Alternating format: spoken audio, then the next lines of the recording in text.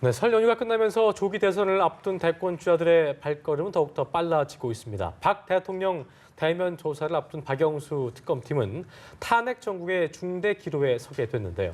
네, 오늘 이 시간에는 박태우 고려대 교수, 김현 전 더불어민주당 의원 모시고 정치권 이야기 들어보겠습니다. 어서 오십시오. 네, 안녕하세요. 네, 반갑습니다. 자, 이제 설도 끝났네요. 밥상머리 민심에서 어떤 얘기가 오갔을지 상당히 궁금해지는데요. 반기문 전 사무총장 마음이 좀 급해 보이는 느낌입니다. 김무성 바른정당 의원도 그렇고요. 박지원 대표를 만나서 연쇄회동을 갖고 제3지대의 연대 가능성을 모색했다는 기사를 접했습니다. 하지만 뭐 여실히 아직까지는 뭐 확실한 우구를 얻지 못했다 이런 평가들도 있더라고요. 일단 교수님 어떻게 보셨어요?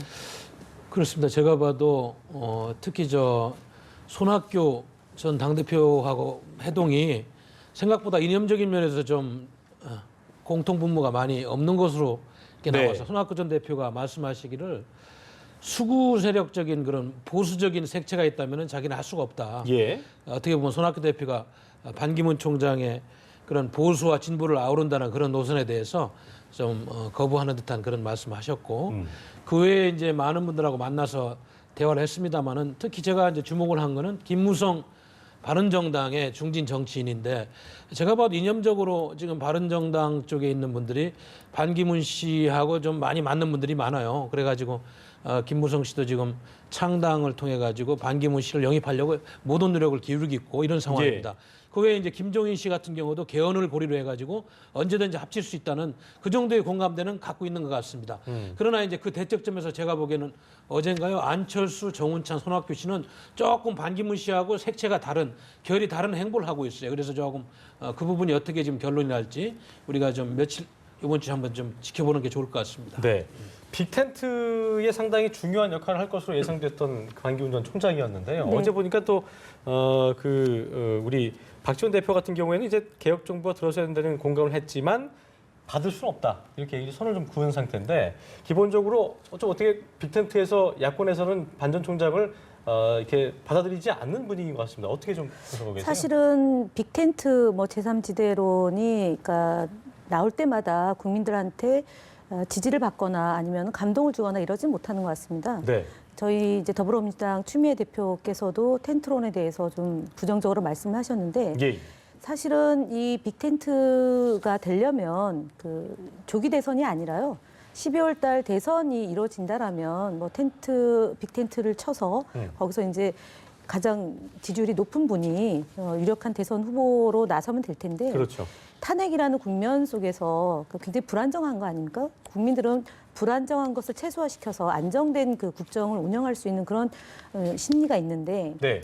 텐트라는 건 좀 건물로 치더라도 텐트는 굉장히 안정적이지 않기 때문에 예. 국민들로부터 소구력이 없다라고 보여지고요. 예. 그리고 이제 탄핵의 시점이 이제 오늘 박한철 소장이 3월 13일 이전에 결론을 내라고 그러니까 주문을 하셨기 때문에 더더구나 지금 뭐 그 제3자가 모여가지고 뭘 한다거나 이런 건 되게 어려운 문제 아닌가 이렇게 보여집니다. 예, 알겠습니다. 네, 자 오늘 오후 3시에 반 전 총장이 긴급 기자간담회를 한다고 하는데요. 그렇습니다. 어떤 얘기가 좀 나올 거라고 보십니까? 일단 반기문 전 유엔 사무총장이 최근에 계열 문제를 큰 화두로 지금 잡아놓고 있어요. 그래서 특히 그분이 지금 강조하는 것이 빅텐트론을 하려면 개헌을 통해 가지고 권력 구조를 이원 집정부제식으로 바꾸지 않으면 그게 성사가 안 됩니다. 그래서 본인이 외교안보 대통령을 하고 좋은 총리분을 내치를 담당하는 분을 모셔서 하겠다. 그건 개헌을 해야 되겠다는 그런 메시지인데 특히 제가 보기에는 오늘 아마 기자회견에서는 임기 5년 대통령 단임 대통령제를 2017년도에 올해 뽑히는 분은 다음 총선 그러니까 2020년 네. 총선 때까지만 하고 총선과 동시에 치르면서 2년을 임기를 희생하면서 새로운 정치 문화를 만들겠다. 그리고 선거를 많이 치르지 않고 총선과 함께 앞으로 치를 수 있는 그런 문화를 한번 만들어 보겠다.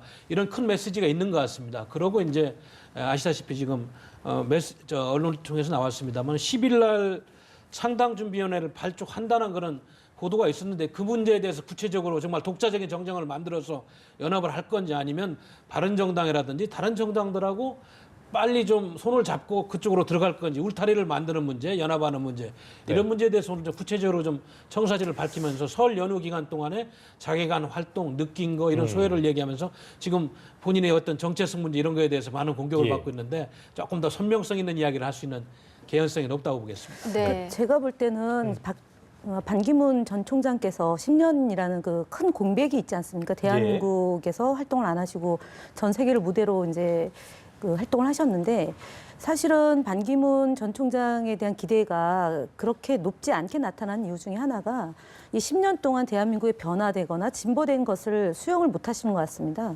지금 그 앞서 말씀하셨던 대로 그러니까 2020년에 총선에서 대선을 같이 치른다고 치면 거의 1년에 한 번꼴로 대형 그 큰 선거를 치르는 거죠. 올해 그 대선을 치르고 내년에 지방선거 그 이듬해가 그럼 총선과 대선을 같이 치른다는 얘기인데 그것도 역시 또 불안정한 대한민국이죠. 지금 5년이라는 임기가 길어서 문제가 생긴다기보다는 대통령제에서 충실하게 대통령이 제대로 활동을 안 했기 때문에 생긴 문제 아니겠습니까? 그것이 이제 민심이고 촛불 민심인데 반기문 총장이 자꾸 급해다 보니까 임기를 어떻게 단축시키거나 아니면 개헌을 통해서 뭔가를 좀 해보려고 하는 그런 식으로 자꾸 얘기를 하다 보니까 국민들의 그 분노나 이런 것들이 수용이 안 되는 그런 걸로 보여집니다. 네. 선거를 만약에 개헌 부분에서 이제 권력 구조만 이야기하면은 꼭 5년마다 치러야 된다는 그런 생각할 필요가 없고요.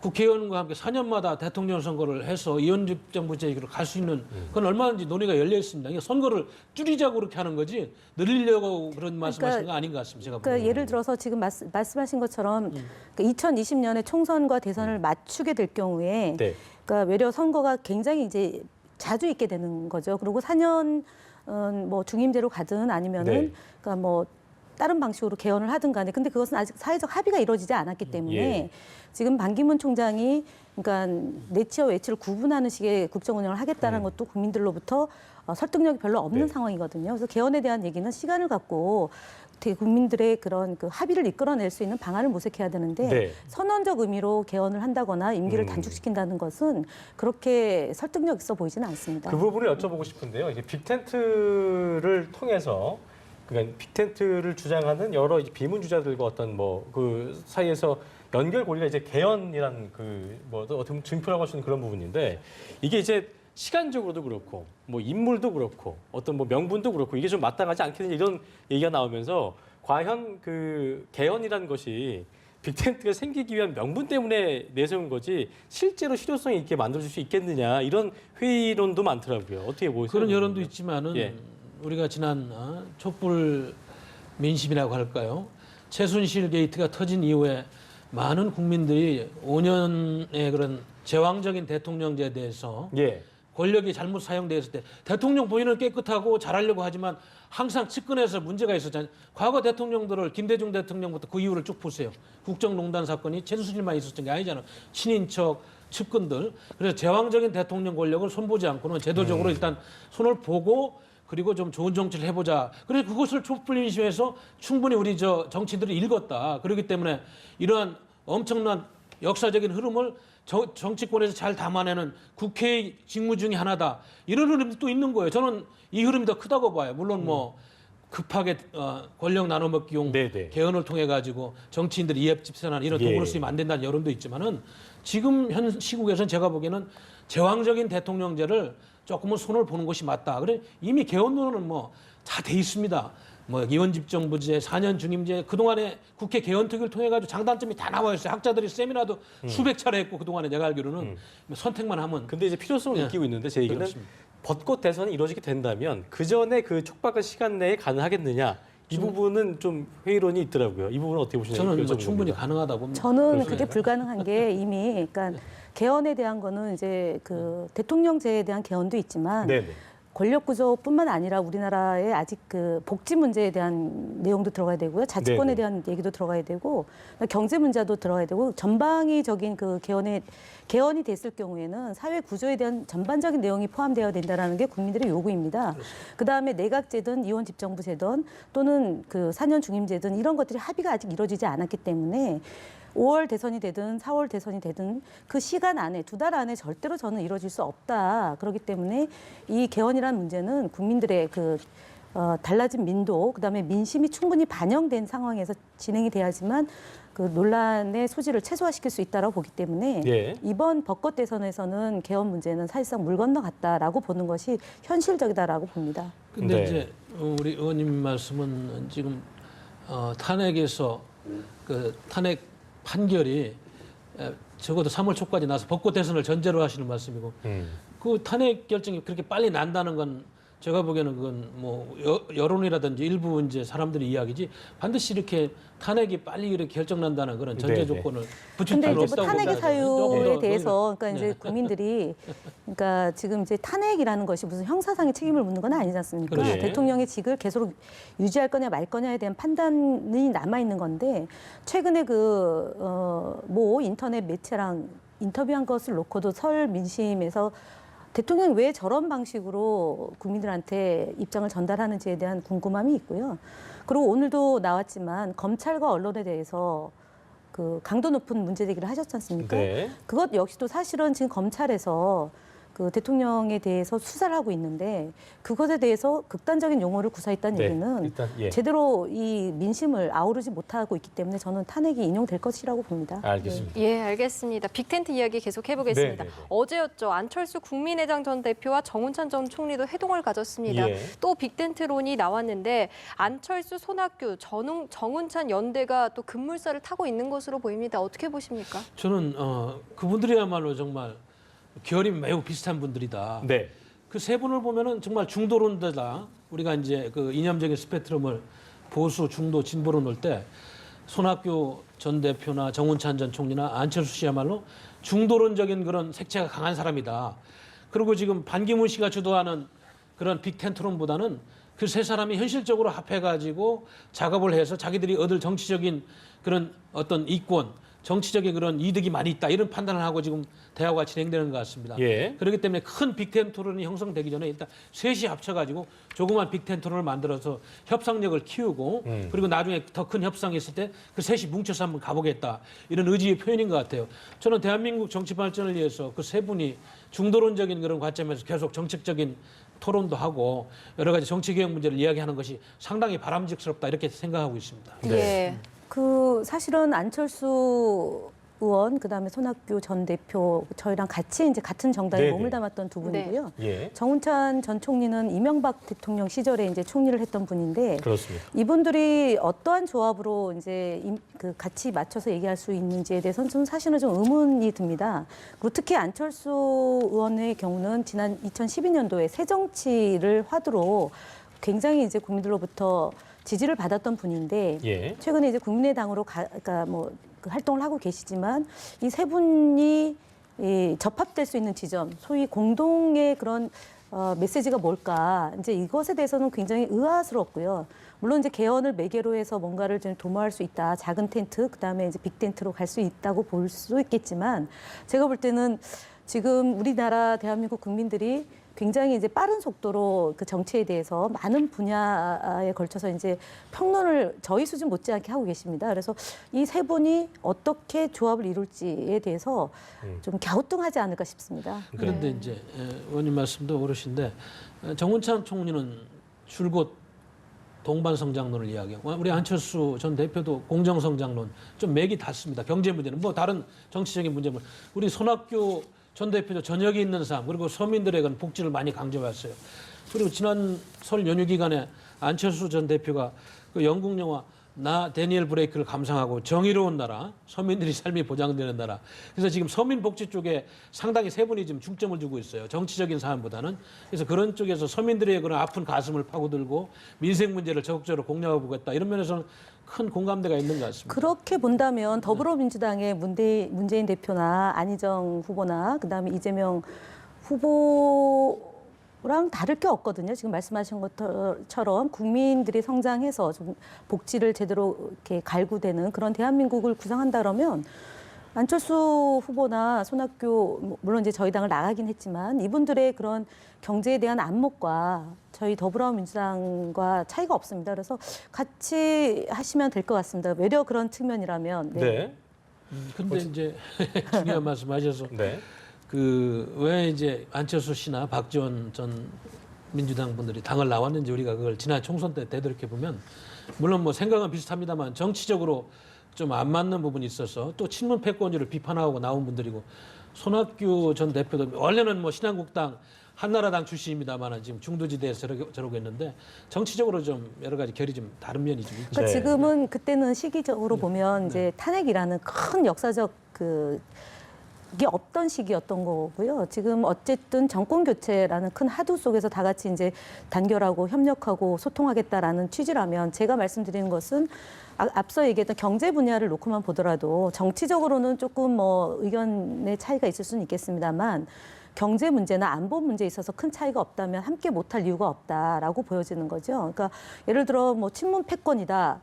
그건 사실은 신기루와 같아서 보이지 않는 그런 이제 막연함을 갖고 얘기하시는 거거든요. 지금 뭐 문재인 대표가 이제 경선이 남아 있는데 지금 합류하시는 분들, 함께 하시는 분들이 친문도 있지만 그렇지 않은 분들도 많이 이제 적극적으로 지지 의사를 표시하고 있기 때문에 저는 뭐 같이 해도 가능하다. 그리고 특히 이제 박원순 지금 시장께서 그만두긴 하셨지만 네. 공동 경선, 공동 정부 얘기를 하셨거든요. 그래서 그런 측면을 놓고 보면 이분들의 주장과 그다음에 대한민국을 걱정하는 마음, 특히 저녁 있는 삶은 누가 보더라도 앞으로 대한민국이 가야 될 큰 이제 그 화두일 것 같습니다. 그렇게 본다면 함께 못할 이유가 없다. 특히 이명박 정부와 그다음 박근혜 정부에 대한 심판이 어느 때보다 높기 때문에 그분들과 그 대척점에 있었던 그러니까 한편으로 보면 민주주의와 인권의 예. 문제, 복지의 문제에 뜻을 같이 하는 분들이 크게 함께 가면 되지 않을까 이런 생각이 듭니다. 근데 그 부분에 한 가지 좀 국민들이 의아한 점에 제가 대변해서 말씀드리면은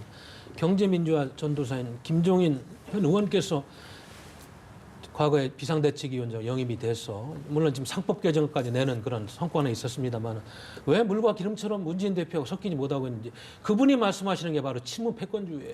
그래서 그런 정치 문화 그분이 만약에 지금 의원님이 말씀하시는 부분을 공감하고 같이 할 수 있다면 왜 지금 삼지대에서 반기문 씨 만나고 새로운 정치를 할 때 나오려고 하겠습니까? 이런 부분들을 우리 국민들이 자, 끊임없이 던지는 그러니까 그런 화두도 김종인 아직도 위원장님 얘기를 말씀드리겠어요. 드리면 그분은 사실은 말씀을 하시는 거 보면 어쨌든 오랫동안 정치를 하셨고요. 그다음에 경제 민주화를 위해서 많은 역할을 하셨던 분이고 저희 뭐 더불어민주당의 후보들뿐만 아니라 모든 그 대선 후보에 대해서 쓴소리를 마다하지 않는 분이죠. 그러니까 김종인 위원장이 뭐 문재인 대표에 대해서 평가하지만 반기문 후보, 안철수 후보, 그다음에 심지어 안희정 후보에 대해서도 다 얘기를 하지 않습니까? 그래서 저는 뭐 특히 또 박근혜 대통령을 대통령으로 만드는 데 일조하셨던 분이기 때문에 어느 한 세력, 어느 한 후보에 대해서만 얘기하시는 건 아니다. 이렇게 보여집니다. 근데 당연히 김 남아 의원님 계셔야죠. 그렇다. 입장에서는 일단 뭐 예, 아직 남아 계십니다. 를 얘기하신 것 같은데 일단 제가 다른 얘기 좀 해보겠습니다. 바른정당 그 유승민 의원 같은 경우에 이제 빅텐트식 연대보다는 일단 비문 쪽에서 그러니까 단일 보수 후보론을 제기를 했습니다. 이게 어떤 계산이 숨어 있고 그 적자는 누구라고 생각해서 이런 얘기를 한 걸까라는 그 의문들이 나오고 있더라고요. 어떻게 좀 보고 계세요? 유승민 의원이 지금 출신이 TK 경북 지역이고 네. 그분이 만약에 보수라는 이념을 떠나가지고 정치를 한다면 정치적인 기반이 없는 분이나 마찬가지예요. 그런데 최근에 이제 이 탄핵 정국에서 바른정당으로 가면서 안보나 이런 부분은 좀 보수인데 경제 부분은 제가 보기에는 상당히 진보적인 그런 이야기를 해왔단 말이에요. 그래서 지금 본인이 중심이 되는 그런 보수 단일 후보론을 이야기하는데 아시다시피 지지율이 지금 3%를 못 넘고 있잖아요. 그래서 지금 유승민 의원 입장에서는 계속 화두를 만들어가고 다른 세력들과 연대를 모색하고 이걸 하지 않으면은 바른정당이 지금 장 지지율이 상당히 좀 어려운 상황인 것처럼 네. 본인도 그러한 난국을 타파할 수가 없습니다. 그래서 지금 그걸 만들어가려는 과정에서 보수 진영 단일 후보론이라는 담론을 던지고 자기가 좀 그런 역할을 해보겠다. 그래서 다른 후보들의 그런 반응을 기다리고 있는 상황이니까 우리가 조금 지켜보면서 판단을 해봐야 될 것 같습니다. 네. 예. 자, 이런 가운데 임명진 새누리당 비대위원장은요. 황교안 권한대행이 대선 후보로 나선다면 새누리당의 후보로 되는 게 좋겠다 이런 이야기를 했습니다. 자, 황교안 권한대행이 과연 보수의 대안이 될 거라고 예상하십니까? 어쨌든 지금 제가 볼 때는 사당이잖아요. 지금 현재. 예. 그러니까 후보가 대선 후보가 큰 변수가 없는 한 네 분이 되지 않을까 이렇게 전망을 해봅니다. 그리고 황교안 그 그러니까 권한대행 사자 구도가 될 것이라고 얘기하시는 예, 저는 거죠? 뭐 그렇게 예. 봅니다. 왜냐하면 이 대선이 그냥 대선으로 끝나는 게 아니라 내년에 임박해 있는 지방선거가 있고요. 그 다음에 총선이 있기 때문에 정당이 대선 후보를 내지 못하면 정당으로서의 기능을 할 수가 없게 된다고 보여집니다. 물론 뭐 또 하나의 과정은 또 뭐 이합집산이 있겠지만 그렇다고 보면 박근혜 대통령이 그 지지하는 기반이 어쨌든 뭐 콘크리트 기반이 있는 거고요. 대구 경북을 중심으로 해서. 그렇다면 새누리당이 후보를 안 낼 수가 없는 거지요. 새누리당이 없어지면 모를까. 그렇다면 여기서 유력한 이제 대선 후보로 황교안 이제 권한대행을 염두에 두고 있을 거라고 보는데 저는 전혀 가능하지 않다고 보진 않습니다. 일말에 가능성이 있다. 왜냐하면 후보가 없기 때문에 새누리당이. 그래서 어쨌든 그 아까 4제구도 얘기하신 건 뭐 다시 한번 텐트 얘기를 하자면 빅텐트는 가능하지 않다. 스몰 텐트 쪽에서 더 이상 합쳐지기 쉽지 않다라고 보시는 것 같습니다. 예, 저는 뭐 그렇게 봅니다. 왜냐하면 이게 12월 달 대선이라면 텐트를 폈다 접었다 할 수 있는데 네네. 뭐 벚꽃 대선을 저는 기정사실화 해놓고 본다면 한겨울에 텐트 치기가 쉽지 않습니다. 그래서 상상과 구상은 하지만 너무나 다른 그 조건과 철학을 갖고 계신 분들이 네. 그냥 개헌을 매개로 모였다 흩어졌다 할 수는 없습니다. 내년 지방선거가 또 중요하기 때문에 네. 많은 정치 집단이. 자, 민주당 내 얘기를 좀 해보겠습니다. 이게 기본적으로 그 최근에 박원순 시장이 출마 선언을 했는데요. 일단은 좀 그 이외에 어떤 만희정 지사라든지 이재명 시장이 박 시장처럼 경선 룰 관련돼서 이런 부분에 있어서 좀 이탈할 수 있을 가능성이 있겠느냐 이런 부분 좀 주목을 해봐야 될 것 같은데 어떻게 보겠습니까? 저는 뭐 그럴 가능성은 전혀 없다. 전혀 없다고 전혀 없다고 보십니까? 보고요. 지금 이제 경선에 대한 룰이 정해졌고 세부적으로 이제 좀 예를 들면 역선택의 소지가 있느냐 없느냐 이제 이런 문제를 놓고 조금 더 이렇게 준비를 해야 될 것이 있을 거라고 보고요. 특히 이재명 시장이나 안희정 도지사의 경우는 특히 저희 더불어민주당에 네. 대한 애정 굉장히 깊은 분들이기 때문에 경선을 치르고 거기에 어떤 결과가 나오더라도 그러니까 그 함께 정권 교체라는 큰 대의에 충실히 갈 수 있는 분들이다라고 균열이 봅니다. 생길 일은 없다. 네, 저는 뭐 0%도 없다고 봅니다. 네. 알겠습니다. 네. 자, 설 연휴가 이제 끝이 났는데요. 네. 그 설 연휴 때는 이제 문재인 대세론이 거의 나오고 있었습니다. 자, 이후에는 좀 어떻게 될 거라고 예측을 하시나요? 뭐 당분간은 제가 보니까 그 30% 초반대 지지율을 깰 만한 후보는 어렵겠어요. 오늘 뭐 반기문 전 유엔 사무총장 얼마나 획기적인 내용으로 기자회견을 할지는 모르겠습니다만 네. 지금 독주는 뭐 제가 보기에 당분간은 계속될 것이다. 그러나 이제 정치는 요동치는 생물과 같아서 여러 가지 이제 사건 사고가 있을 수도 있고 또 새로운 이슈들이 등장하면서 담론이 만들어질 겁니다. 아까 이제 말씀하셨죠, 의원님도 만에 하나 반기문 총장이 개헌을 주도하는 좋은 카드를 만들어 가지고 정말로 합종 연행하는 그런 급물살이 타해진다면 지지율보다도 또 바뀔 수가 있어요. 그렇기 때문에 설 이후의 민심도 많이 움직일 것이다. 그래서 지금은 구체적인 카드가 안 보여요. 그래서 오늘 3시부터 한번 그분이 무슨 말씀하시면 보면서 우리가 예. 판단을 해봐야 될 것 같습니다. 네, 저희가 네. 관심으로 좀 지켜봐야 될 것 같고요. 자, 저희가 그 대세론에 대해서 네. 저는 이번 그 2017년 대선이 네. 2007년도 대선하고 비슷한 형국으로 가고 있다. 그때 12월 12일 날 그 이명박 후보의 지지율이 48%였고요. 네. 당시 정동영 후보의 지지율이 아마 16%였고요. 그다음에 이회창 후보의 지지율이 10%대였습니다. 결과치로는 어떻게 나타났냐면은 그 이명박 후보가 당시 12월 19일 날 그러니까 48%에서 9% 나왔고요. 그다음에 정동영 후보가 조금 더 높게 나와서 25% 나왔고 이회창 후보가 15% 나왔고 그리고 그 문국현 후보가 6% 나왔습니다. 네네. 그래서 지금 시기가 어찌 보면 그러니까 시점으로는 2월 설 민심이지만 대선의 전체 국면에서 저희가 평상시에 치러지던 대선으로 놓고 보면 설 민심과 같은 그 시기라고 놓고 보면 거의 이제 마음속으로 어떻게 이번 대선을 치를 건가 그리고 어떤 후보가 어떤 공약을 내놓을 건가를 놓고 그 예측 가능한 정치 그다음에 예측 가능한 정치 세력에 대해서 기대하고 좀 더 잘해줄 것에 대한 요구가 이번 설 민심에 반영됐기 때문에 크게 뭐 변수가 있을 것 같지는 않습니다. 탄핵이 인용될 거냐 아니냐가 아마 마지막 남은 변수일 것이고요. 그렇게 놓고 보면 인용된다고 치면 그러니까 4월 말이나 5월 초에 대선이 치러진다.